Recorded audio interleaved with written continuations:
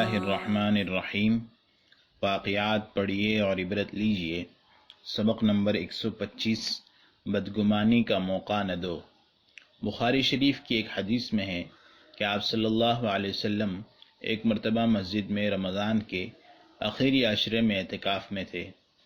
آپ کی بیوی حضرت صفیہ بنت حوی رضی اللہ عنہا آپ سے ملنے آئی۔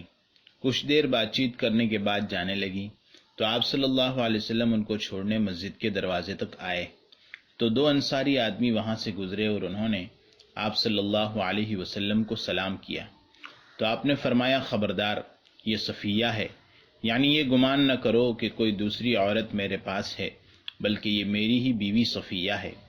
تو ان دونوں نے کہا کہ سبحان اللہ یا رسول اللہ، یعنی ہم آپ کے بارے میں کیسے بدگمانی کر سکتے ہیں؟ اور ان پر یہ بات بھاری گزری تو آپ صلی اللہ علیہ وسلم نے فرمایا، شیطان انسان میں خون کی طرح دوڑتا ہے، اس لیے مجھے خوف ہوا کہ وہ کہیں تمہارے دل میں بدگمانی نہ پیدا کر دے۔ یاد رکھو کہ جس طرح کسی کے بارے میں بدگمانی کرنا گناہ ہے، اسی طرح بدگمانی کا موقع دینا بھی جائز نہیں، مگر آج لوگ صرف بدگمانی کرنے کو غلط سمجھتے ہیں، حالانکہ بدگمانی کا موقع دینا اور زیادہ غلط بات ہے۔ دو بڑے گناہوں کی وجہ سے قبر میں آگ۔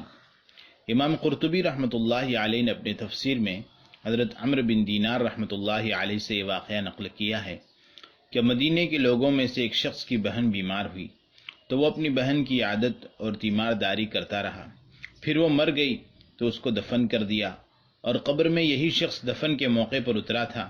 اس کے پاس جیب میں دینار کی ایک تھیلی تھی، وہ قبر میں گر گئی تو بعض لوگوں کی مدد سے قبر کھود کر دیکھا تو قبر میں آگ دہک رہی ہے۔ یہ اپنی ماں کے پاس آیا اور پوچھا کہ میری بہن کا عمل کیسا تھا؟ ماں نے کہا کہ جب وہ مر چکی تو اب عمل پوچھ کر کیا کرو گے؟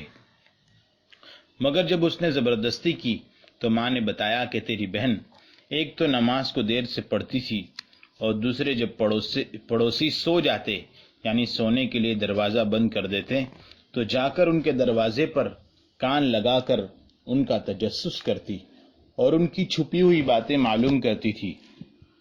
بھائی نے سن کر کہا کہ بس اسی نے اس کو ہلاک کیا ہے۔ بڑی عبرت کا قصہ ہے، اللہ سب کی حفاظت کرے، مگر آج کتنے لوگ ایسے ہیں جو دوسروں کا تجسس کرتے اور ان کی باتوں کو معلوم کرتے ہیں۔ ان سب باتوں سے بچنا چاہیے۔ حسد کا دنیاوی نقصان۔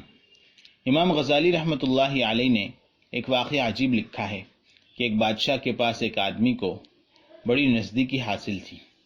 اس پر ایک دوسرے آدمی نے حسد کرنا شروع کر دیا اور ایک دن بادشاہ سے جا کر شکایت کی کہ یہ شخص جو آپ کا قریبی ہے، اس کا گمان ہے کہ بادشاہ گندہ دہنی یعنی منہ کی بدبو کی بیماری میں مبتلا ہے، اور اس کی دلیل یہ ہے کہ آپ اس کو قریب بلائیں تو وہ اپنی ناک پر ہاتھ رکھ لے گا تاکہ اس کی بدبو نہ سونگھ سکے۔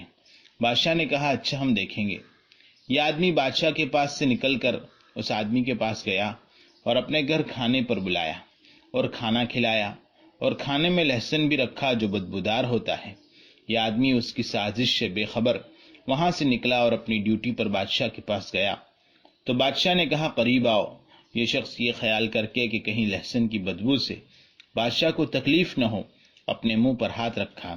بادشاہ کو یقین ہو گیا کہ اس کی شکایت جو اس آدمی نے کی ہے وہ صحیح ہے۔ بادشاہ نے اپنے گورنر کو اپنے ہاتھ سے خط لکھا کہ یہ خط لے کر آنے والے کو قتل کر دو، اور خط کو سر بمہر کر کے اس کو دیا اور کہا کہ گورنر کے پاس یہ خط لے جاؤ۔ جب یہ آدمی خط لے کر نکلا تو وہ آدمی باہر نکلا جس نے سازش کی تھی اور پوچھا کہ یہ کیا خط ہے؟ تو اس نے کہا کہ بادشاہ نے غالباً میرے لیے انعام کا پروانہ لکھا ہے۔ اس نے کہا کہ یہ تم مجھے دے دو۔ اس نے اس پر رحم کر کے دے دیا۔ جب وہ اس کو لے کر گورنر کے پاس گیا تو بادشاہ کے خط کے مطابق اس نے اس کو قتل کر دیا۔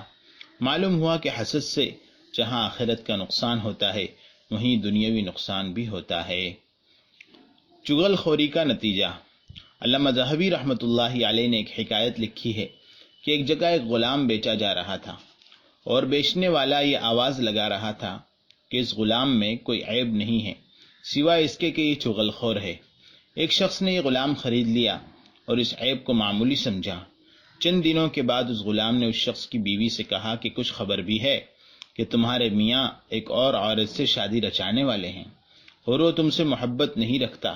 اگر تم چاہتی ہو کہ وہ تم سے محبت کرے تو تم اس کے سونے کے وقت اس کی داڑھی کے نیچے سے چند بال استورے سے کاٹ کر اپنے پاس رکھ لو۔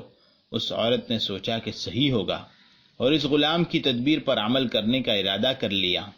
اس غلام نے پھر اس کے آقا سے جا کر کہا کہ تمہاری بیوی نے اپنا دوست بنا رکھا ہے اور وہ تم کو ختم کرنے کی تدبیر کر رہی ہے۔ اگر تم کو میری بات کی تصدیق کرنا ہو تو آج رات تم بستر پر یوں ہی لیٹ جاؤ اور سونے والوں کی طرح اپنے آپ کو ظاہر کرو، پھر دیکھو کہ کیا ہوتا ہے۔ جب رات ہوئی تو بیوی بال نکالنے کے لیے شوہر کی ٹھوڑی کی طرف استوا لے کر بڑھی۔